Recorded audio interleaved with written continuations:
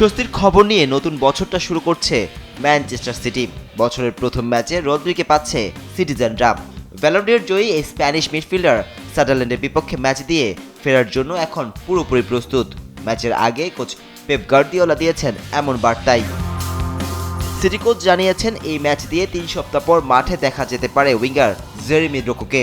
তবে John Stones ও Oscar Bob এখনও মাঠে ফেরার জন্য যথেষ্ট ফিট হয়ে উঠতে পারেননি। চলতি মৌসুমে দারুণ ছন্দে রয়েছে ম্যানচেস্টার সিটি।